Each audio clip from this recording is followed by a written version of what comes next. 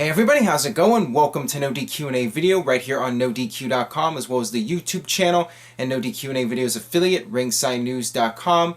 Got your questions from twitter.com/. We are now just 2 weeks away from WWE Survivor Series, which also happens to fall on my birthday, just like it did in 1990 when The Undertaker made his debut. Alright, this one comes from Aaron David. Hey Aaron, in the midst of one of the better runs in recent history, what is your favorite Kane run? Please answer in video. This one's an easy one to answer. I would definitely say Kane's first run. When he made his debut at Hell in the Cell at the Bad Blood pay-per-view in 1997, that was an epic debut. And WWE continued to push Kane as this monster to face The Undertaker. And even after the WrestleMania match, WWE continued to push Kane, and Kane even won the WWE title from Steve Austin, lost it back the next night. But that whole first run, up until I think the point where he joined the corporation, at that time he started getting watered down, and then he turned face and went with X-Pac, and he was never quite as dominant of a monster, probably until 2003 when he lost the mask. I would definitely go with that first run as the best Kane run. Alright, this one comes from Torvik. Why does WWE's marketing department still use a super old picture of Undertaker with long hair for posters, trucks, and everything? Because they want The Undertaker to look as young as possible. That's the simple answer. What I find funny is they had a WrestleMania 32 poster that leaked online, or I don't even know where it came from, but The Undertaker actually isn't even a real-life picture of him. It's a WWE 2K15 or WWE 2K16 version of The Undertaker that they put alongside all the real pictures of the other WWE talent. You could definitely tell by the hair it was way off. It's not realistic at all, but some people didn't catch it. I mean, it is pretty realistic with the exception of the hair. Yeah, it's just a matter of WWE wanting The Undertaker to look young, and I mean, I think he looks fine right now. I don't see what the problem is with taking a picture of him with his hat, and you can even touch it up a little bit in Photoshop or whatever. But yeah, for whatever reason, they just want to use the older pictures of The Undertaker for marketing purposes. So whatever. Alright, this one comes from Manny.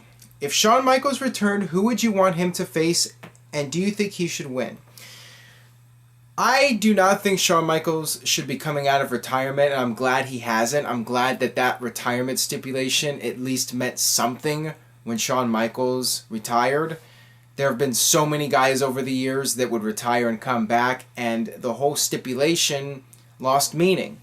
I'm glad Shawn has stayed retired. Now, if he did come back, he should have done something with Daniel Bryan, I think. When they did that whole angle in 2013, I think it was a mistake to do that and not have Shawn come out of retirement, because they were setting up a Shawn Michaels versus Daniel Bryan match, and then it really went nowhere because Shawn was not coming out of retirement. So it was a tease, and it was frustrating because Shawn Michaels, if he was going to come out of retirement, Daniel Bryan would be a perfect match for Shawn Michaels. Also, Shawn Michaels versus Cesaro, Shawn Michaels versus Seth Rollins, those would all be tremendous as well if he was coming out of retirement, which I still feel he shouldn't. Alright, this one comes from Kane Yo-Yo.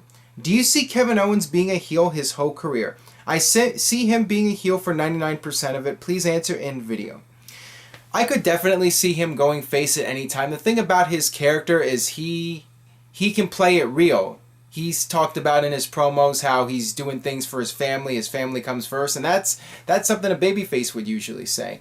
He's the kind of no BS type of character where I think he could work either way as a heel or a face. I mean, he definitely has that mean streak to him, and we've seen that with the matches against Sami Zayn and in WWE against other people. He can have that heel side to him, but he can also have the badass, I want to get behind this guy side to him, and a guy who holds nothing back, and he's brutally honest, and you know, he could be like a CM Punk type of character that just says what's on his mind, and maybe one day we'll get a Kevin Owens pipe bomb, and you know, that'll set him up for a major run in WWE as a babyface. It's definitely a possibility.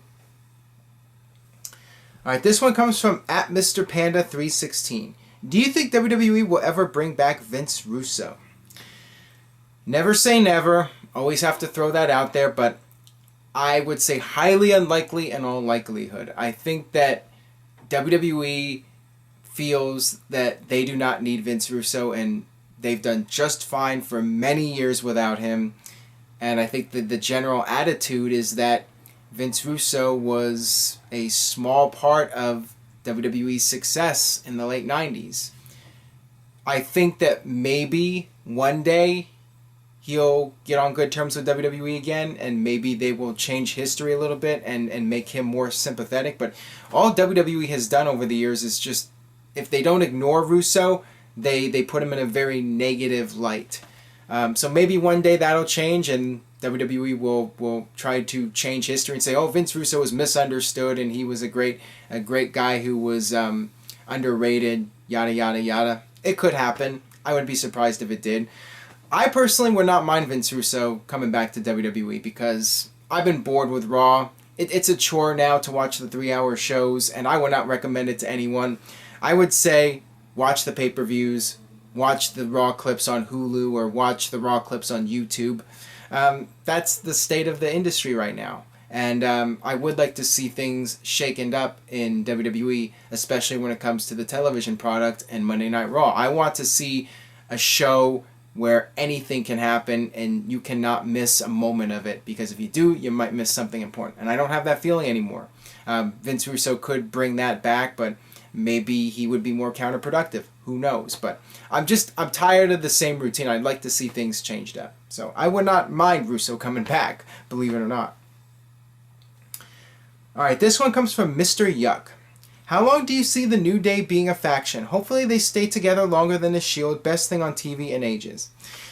I hope the New Day sticks around for a long time, and WWE usually will not break up a group if they're hot. They're not WCW. I mean, that's something WCW would do. Something would catch fire and then WCW would drop it. A perfect example, the West Texas Rednecks. They were red hot in WCW. The best thing about WCW during that mid-1999 period, and then they quickly disbanded the group.